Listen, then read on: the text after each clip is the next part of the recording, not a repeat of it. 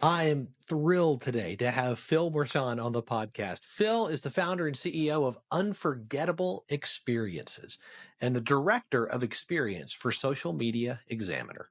As an event strategist and experience designer, he led the team in creating social media marketing world, as well as hundreds of customized events. Phil's goal is to create memorable experiences that lead to increased revenue, retention, and transformation.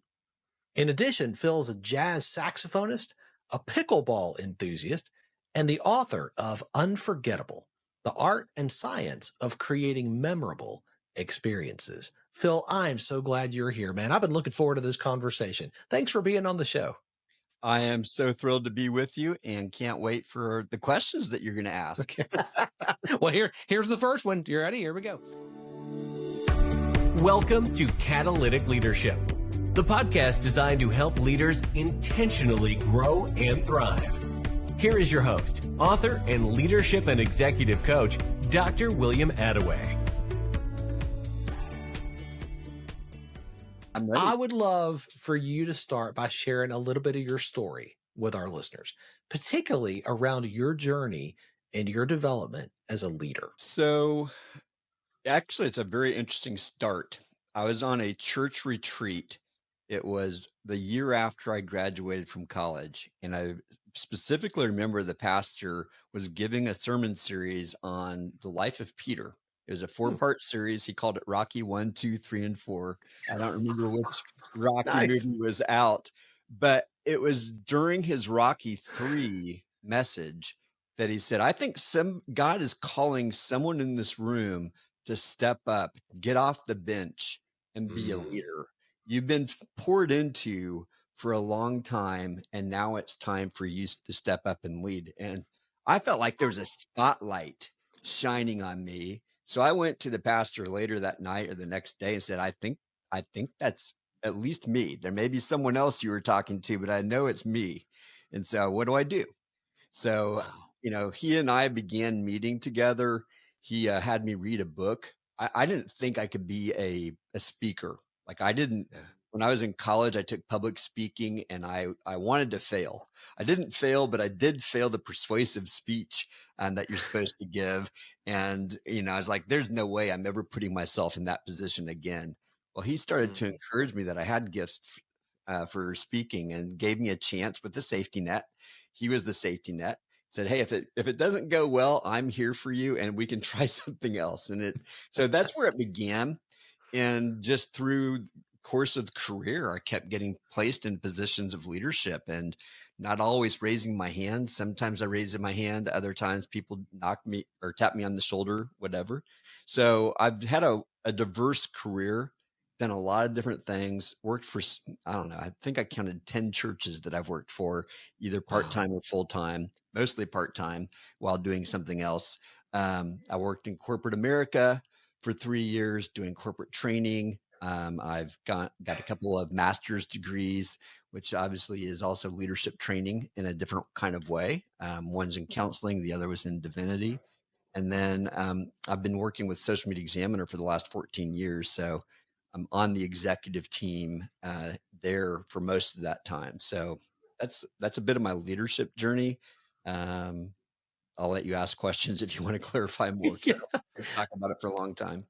That's quite the journey. I mean, it's so many variety of experiences there. I mean, there's so much variety. And, I have to wonder, if we were to talk to Phil, 25, 30 years ago, if you would have seen that trajectory and that path. And my guess is no. Yeah. The only thing that I could say that I would have foreseen is the variety would be number one. And number two, the leaning into my creative, innovative skills. So, I wouldn't have necessarily called myself an entrepreneur back then, but I had, I was feeling like I was at my best when I was doing creative kinds of things. And that's one of those things that pastor noticed. And so he actually challenged me to spend time brainstorming every day, like set aside time on your calendar to brainstorm. He literally challenged me to do that. And when I do that, I'm like at my best. And that's something that he saw in me that continues to be true today. I love the intentionality of that. of saying, I'm going to block time for something that matters, even though it's not maybe the most urgent, right? It's not the thing that's on fire, but I'm going to block time to make this happen Yep. because it's important. I think that there's so much brilliance there. You and I met, 4 or 5 months ago now at a conference. And when I saw that you had a new book, I said, oh man, I want to get a copy. And you signed a copy and I was able to get one from you. And this book, Unforgettable, really, man, I dove into it and I like to read.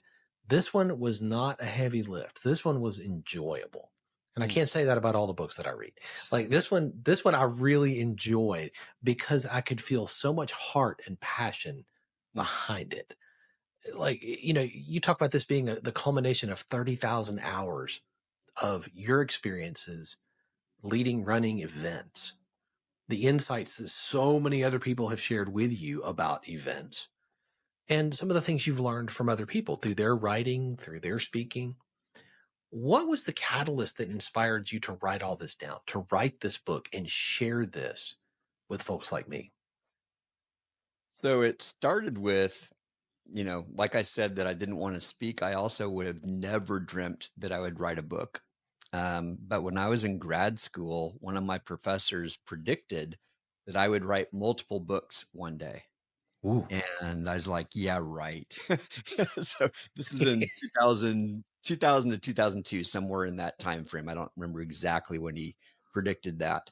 And but it was still in the back of my mind that Yeah. he had said that, and he believed in me to do that. So it was probably 7, 8 years ago that I started saying, I would enjoy writing a book. At that point, I had been blogging for several years, written by then probably 100,000 words through blogs. And Wow. it's like, okay, I guess I can write. And I wonder if I could write a book. Maybe I could blog my way to a book. And so that's what started the question of, well, what would I write about? And I'd had this other experience. Experiences spark a lot of things for us as leaders, I think.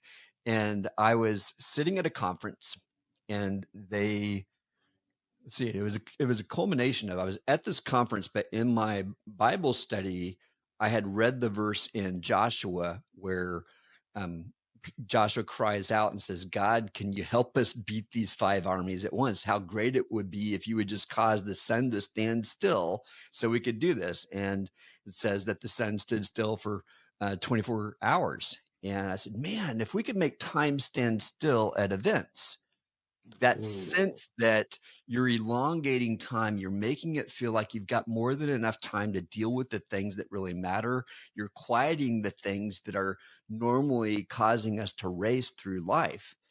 And we experienced that in Cancun when Yeah. we were together. I think Yeah. great events do that. So I said, that's what I want to write a book about. I want to figure out the magic of how that happens. Now, unfortunately, over the course of writing for the next year or two after that, I discovered that that was not something that you can actually put in a box and figure out. It's something that you can set conditions for. So I realized that's just a small part of the book, as you experienced when you read it. It's in there, but it's not the main thing. Like, that's an outcome. If you do all these things, then that can happen for people. It may or may not be likely to happen, but you can Mm. create the conditions for that to happen. And so that's where it started. And as I wrote, I figured out what I was doing. That's a lot of what I was trying to do was, okay, I've been training staff for years and people are saying these are the best events they've ever been to. What am I doing that others aren't doing? That's part of what I Mm. was trying to do, is let's distill that down so I can make it easier to teach our staff, but also teach others how to do this. I think someone told me that when you write a book, you're codifying what's already innate in you so that you can make it obvious to others. Ooh, I love that. The subtitle of the book grabbed me when Mm. you first handed it to me. The art and science of creating memorable experiences. You had me at the subtitle because I was like, okay, I get the art.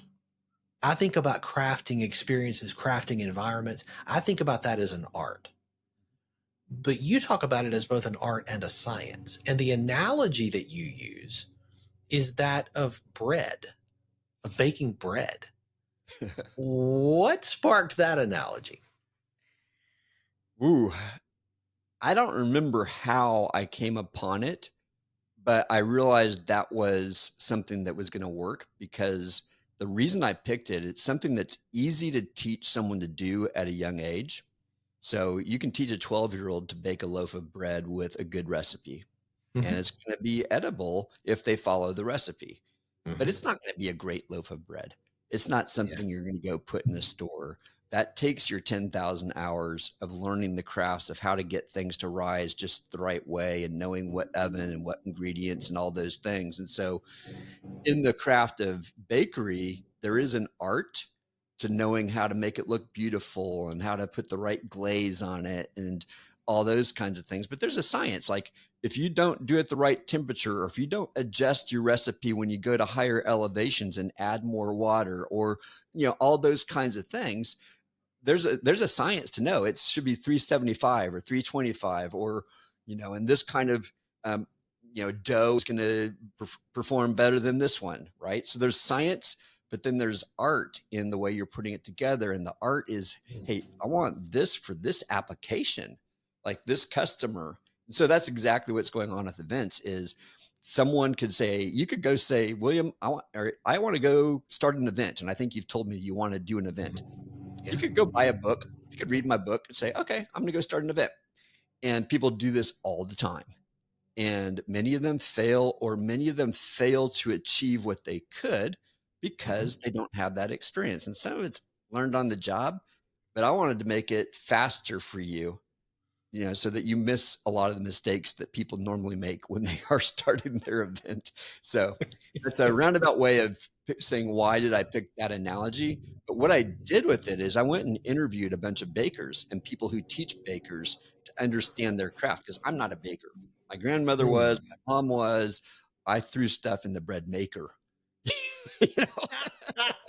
That's right. Yeah. I And love it. I probably helped them, but I never have baked a loaf of bread on my own in my life. So it's learning from guys like Josh Allen in St. Louis, a companion bakery, who is a master. He has his master's degree from Stanford, but he's running a bakery. And so he understands the art and science. And then I talked to this other lady, I think her name was Baker Betty or something like that. And she trains people to be bakers. And so they both understand how you get from being that beginner to the advanced. And that's really what happens with event producers as well. Is we have to learn the basics. The basics really don't change. It's the way that you do the basics that makes a great event. Oh, that's so good. That, when I think about it like a recipe, when I think about an event, like planning an event, I think about there's ingredients. There are certain things that every event needs to have. And as somebody, I mean, I'm thinking about this next event for Catalytic. I'm thinking about what this could look like. What are the ingredients that you have to have? What are the pieces that every event needs? So let's assume right now we're talking about an educational event, because there's Sure, different sure, kinds of events out there. We're not talking about concerts. We're not sure. talking about festivals. And for the Right. moment, let's don't talk about expos, because an Yeah. expo is a different style event. So it's some kind of training, education based event. So Sure. ingredient number one is you got to have content. What are people there to learn? That's good. Um, you also need to have a venue, so I call that the oven. But you've got to Yeah. have a venue. Where are you going to have it? Like, you've got to pick your city, you've got to pick your venue. What's that going to look like? You've got to have some form of audio visual. Now, if it's a small event, you might not need it, but you got to think about those kinds of Hmm. things. Your crew, your staff, I call it the crew because I have all these C's that I use in my illustration in the book. But what does your staff team look like? What are they there for? There's got to be some form of commercialization, some form of ways that people are transacting with you. It could be the event itself. It could be that you're selling something on the back end. But what does that look like? And that could include the role of sponsors. Do you have sponsors there who are underwriting it, are selling something at the event?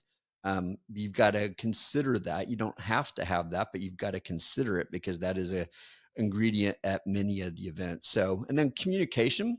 So, when I think about bread, there is the dough, or there's the flour, there's the yeast, there's the water, and then there is the let's see, dough, and then there's salt. Okay, those are the four main ingredients with bread. At an event, your dough is your content. That's your flour. Water is communication. So if you have an event and you're not doing a good job of communicating what's going on, people are going to be confused. They're not going to know what's going on. They're not going to be aware of it. And that's something that a lot of events don't put enough effort into. They think, okay, we've got an app. That's going to be good enough. We'll just tell people go to the app, and the app may be confusing, and the app may not have answers to all the questions that they're asking.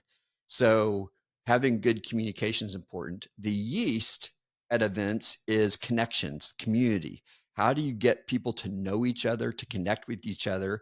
If someone's going to travel to an event, we could talk about virtual events, but for now, let's talk about a physical event. Then you want people connecting with one another. I'm not going to travel 2,000 miles to go to Cancun and sit there by myself and never meet somebody. William, we got to know each other because we were there together, and we were placed at a table, I think, at one point where that started the conversation, but we kept on having conversations because it began there. And here we are a few minutes later having another conversation. So the event rises as people connect to each other.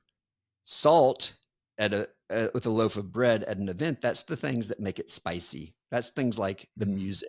It's essential to think about music.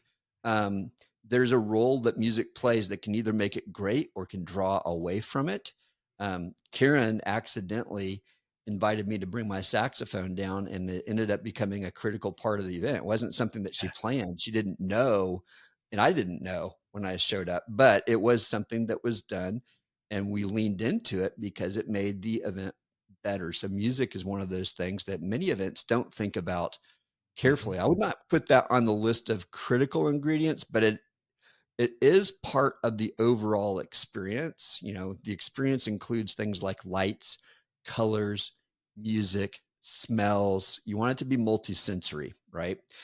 For an event to be sticky in terms of the brain, you want to access as many of the senses as you can, so that when people go home and they smell something like, oh, I remember Cancun, or they hear saxophone, you're going to think about, oh, when I was in Cancun. You want those kind of triggers to happen because it's going to reinforce it more deeply. So hopefully that's enough there that you can either interact or go on to your next question. Yeah, absolutely. I think there's so much there. And I mean, just talk about the crew for just a second, because I think that's a piece that all the people listening can really resonate in. Like, you think about assembling a team. You're talking about finding the right people. That is a challenge. I don't care what you do. Dealing with an event, for sure. Dealing with a team at work, you still got to find the right team. You got to find the right people to be on that team. What are some of the practices that you use when you're talking about events, finding the right event team, the right vendors, the right volunteers, like all of these things that you've got to think about? What are some of the practices you use to find those people? How do you recruit and hire them? Yeah, it's a great question. And sometimes, like, I was on a call this morning with a company that's putting on an event that I'm supporting, and their pool is limited to their staff. Oh, So they chose among the staff those that they thought would serve the event the best. Some of them is defined by their role, like they have to be there because they're in charge of this, right? Others is because they have the right disposition. And then even from there, it's like you can use a lot of people, just get them in the right role. So there's some things that many people can do with light training.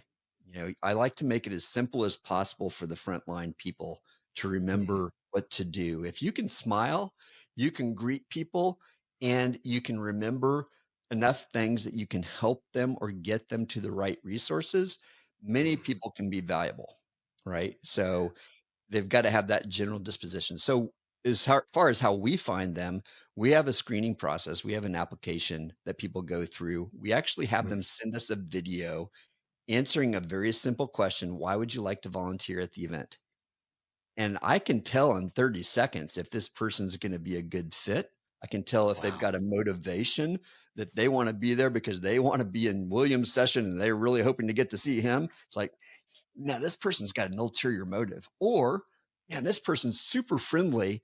And they told me, I love hospitality and I live in San Diego, which is where our conference is. And I would love to be able to help people know how to enjoy the city. And all of a sudden I'm like, oh, well, you would be a fantastic greeter on our hospitality team, letting people in. And so we get a sense from someone very quickly, or someone's, like very much more shy and reserved, but you can tell that they're really good. They're with details and numbers like, hey, let's put them on the registration team or on the can-do team where they're more behind the scenes. They're not so front facing. So there's room for lots of people if you understand what the roles are. So it's back to that principle from Tom Peters, get the right people in the right roles, on the bus. Right. So, Yeah. that's kind of the principle that I like to follow, but there are ways to use a lot of different people if they've got the right motivation. So that's what you got to detect through your screening. Do they have the right motivation? If they're on staff with your company, hopefully they have that. You've already figured that out. Like you've got a good Yeah. sense of who they are, or else they shouldn't be on the bus in the first place. So, but No, I have that's true. I have found that just because someone's good at their day job doesn't mean they're going to be good at a conference. So Mm, putting on an event is a whole different skill set, and it's stressful. It's one of the 5 most stressful jobs on the planet. And mm, so in terms of like, not necessarily one event, but those who put on events all year long, that's one of the most stressful jobs there is. But putting on an event can be very stressful because things happen all of a sudden. It's a living organism. It's not like you just have this recipe and you follow the steps and it's going to turn out. There's mm, inevitably something that's going to not go according to plan. And how you mm. respond to that is going to be what affects the attendees experience and the speakers experience and the vendors experience, everybody. So let's dive into that for a second, because I think dealing with the unexpected is part of every leader's life.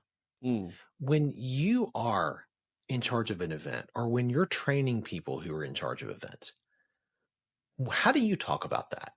How do mm. you deal with the unexpected? The principle I give is act like a duck. So, we know that ducks are paddling furiously under the surface, but on above the surface, they are just gliding along. They look very graceful. So that's one thing, is be aware of how you're showing up to others while you're dealing Mm, with it.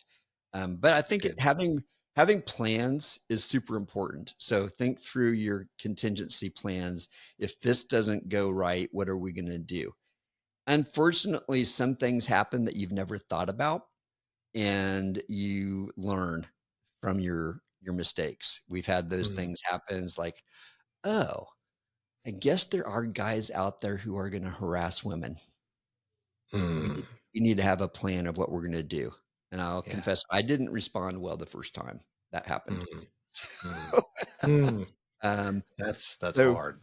yeah, so, you think everybody just loves each other, especially after your first couple events where everyone's just getting along. It's like, man, this is amazing. This is great. And then all of a sudden things start happening because humans are humans, and things that happen in broader society end up happening in our microcosms that we create, Mm, unfortunately. I come yeah. from the church world and it happens in the church too. Yeah. So I think part of it Unfortunately. is, yeah, so some of it is just having practicing with each other.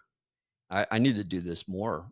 Yeah, I don't do this Mm, as well as I could, but practicing, what are we going to do if this happens? And let's just role play it. Let's think through I it. like that. Not just having contingency plans, because there's going to inevitably be something we haven't thought about. And so how are we going to respond then? And the duck analogy is perfect, but then also, do we have people on the team who are good at responding quickly to crisis? And do we Mm, know who those people are? I know I'm not one. I'm not the mm, person that you want leading that charge when something happens in crisis. My CEO is. He's very good at quickly being able to listen and ascertain. I jump to conclusions and act on my gut. And you need mm, data when you're dealing with stuff like that. You need to figure out, well, what's the real problem? Are we being presented the problem as it really is, or is that just one side of the problem? And let's get the data and figure out what it is. And then how do we solve it? And sometimes you don't have more than 30 seconds to figure that out. And sometimes you've got, some time, but it still has to be addressed. So find those people on your team who have those skills and know who they are so that you can tap them when it happens. And even ideally, you've identified here's who to go to when this takes place. Sage advice, Phil. That's so good. A lot of people listening either have been part of event planning and organizing or have an aspiration to do that. And if one of them were to come to you and say, "Okay, I've got this thing, we're far into the process. I think I can add one more thing. I think I can do one thing from this book." If they were to come to you and say, "Hey, what should that one thing be?" Like if you were to tell me one thing to do with my next event, I'm too far into it to do 10 things. Just one. What's the one thing? I'm going to say that depends because I'd need to know what your plan already includes before I could answer that. But I will tell you that the majority of events that I'm aware of, the one thing that they need to improve is a plan for helping people connect. Ooh. So I think most events, so many events, I've got a client right now. This is exactly what they told me. They said, we think we've got great content, and that's exactly what our NPS scores, Net Promoter Scores, tell us, is we've got good content. We think we're really good and efficient at our operations. Our NPS scores tell us the same. Where we drop the ball and our customers are telling us is in connections. And I would say they're smart enough to admit it. Many events don't know that they have a problem with that. They, they'll have something that they call a networking party. But, and I've done this. It's not just them, it's me too. Let's call it a networking party and people will network. Well, that doesn't necessarily happen that way. I literally got that feedback this week that, hey, you guys could do a better job of helping us network at the networking party. Here I am, the guy that's known for networking. It's like, okay, you're right. We could do a better job of that. We kind of assumed you would just get there and want to have fun, not do it, right?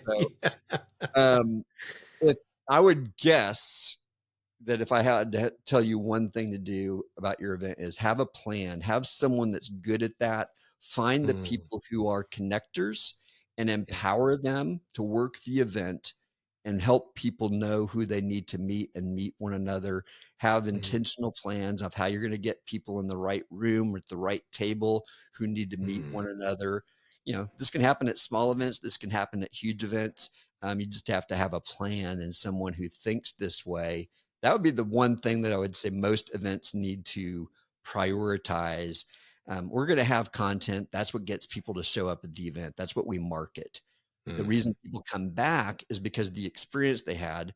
And if they feel like they made a few great friends, they got a few great ideas, and they felt like you did a good job of organizing it, and this is a community you want to be part of, then you're going to say, I want to come back and I'm going to bring some friends.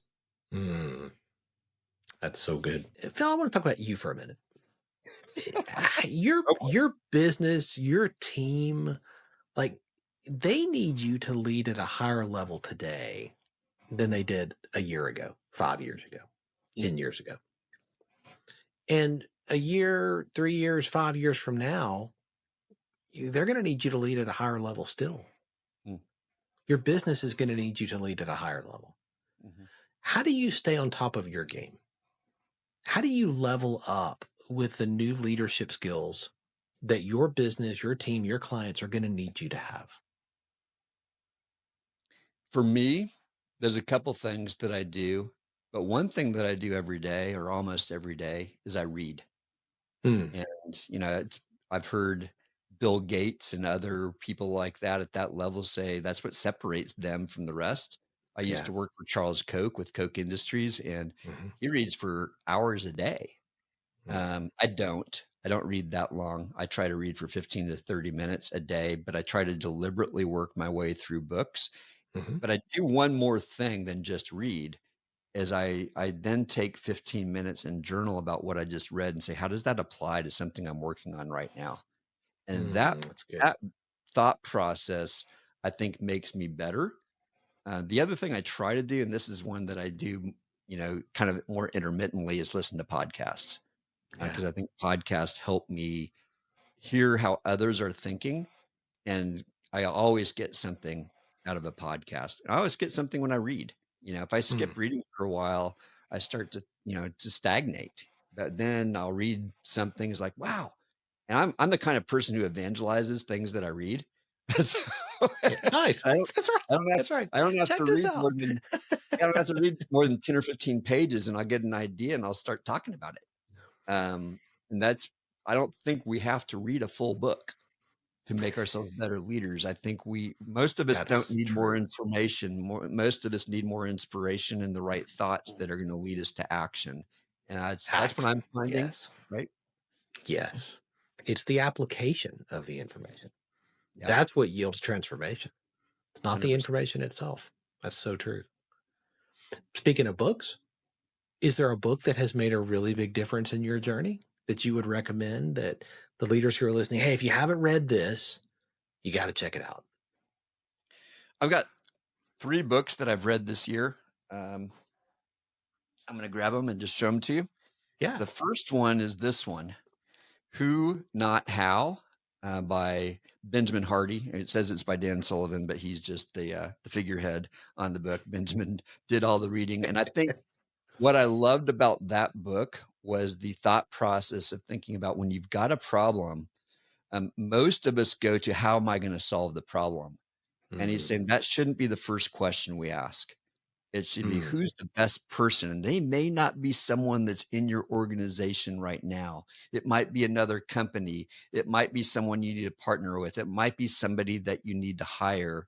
And so that was revolutionary in terms of that.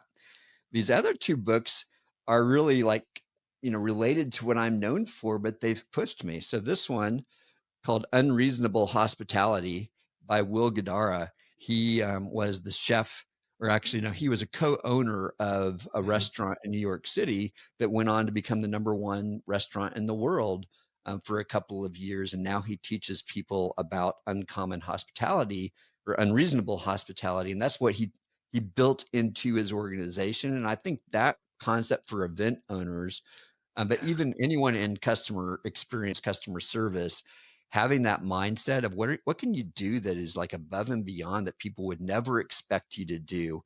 And it doesn't even seem reasonable that you should do it, but you do it because you want to create an experience that is like no other. And then the other one that I'm reading right now is this one, The Art of Gathering. I'm only about halfway through it, by Priya Parker. And she has worked with United Nations and like all these major organizations in the world. She's a facilitator, a conflict facilitator, but she's really talking about how do we design events on purpose. And it's a compliment to what I've written about. And she's very thoughtful in the way she's written the book, and it's really intriguing. And I really only need to read 10 pages out of that. And I've usually got a couple of ideas that I need to think about. It's not as bad as reading philosophical works, but it's like there's some dense stuff there that is worth thinking about. So those are 3 for me. I love that. I was not familiar with Will Guidara up until about 2 months ago. I heard him speak at a conference that I was at, and I was blown away. And I immediately had to pick up his book because I was like, this is phenomenal. The concepts of what he was sharing. Yeah, it really is. And it's very easy read because it's storytelling. He has principles baked into it, baked in. Baked into Well done. I see what you did there. That's well done. It wasn't on purpose. We'll take the time. Oh, so good. Phil, I could talk to you for another hour about this because I think you have shared so much wisdom, not only today in this conversation, but through your book. And I really want to encourage our listeners, if you have not picked up Unforgettable, this is worth your time. This is one that's going to make you think, and it's going to make you think hard about the events that you are a part of as an attendee and as you begin to plan and lead. So, William, one of the gifts I like to give to podcasts when I go on is I like to play a creative response. to the conversation that we've had. So what I would like to ask you is if you could give me 3 words that describe this conversation, some things that you're going to think about, and at least one of them needs to be an emotional word, something that you're feeling as a result of this conversation. So what comes to mind for you? Wow. I think the first word I would use is intentional. So much of what you've described has been the intentionality behind the planning, not just around the details of the event, but around what you want people to experience and feel. So intentional is the first word. The second word would be generous. Mm. So much of event planning, the way you're describing it, is about thinking about the people who are going to be experiencing it. And that reflects a generosity of spirit that I think is fantastic for leaders to lead with. It's a way to lead with an open hand. So generosity would be the second word. The third word, I would say exciting. Mm. Because if I were experiencing an event the way you write about in your book, if I were experiencing one that had been thought through and really planned with this level of intentionality and generosity, and that'd be exciting. Man, I wish I had my tenor. Hearing your rich voice makes me want to play a lower sound, but I don't. So we're going to go with my soprano because that's what I'm playing these days. Intentional, generous, and exciting.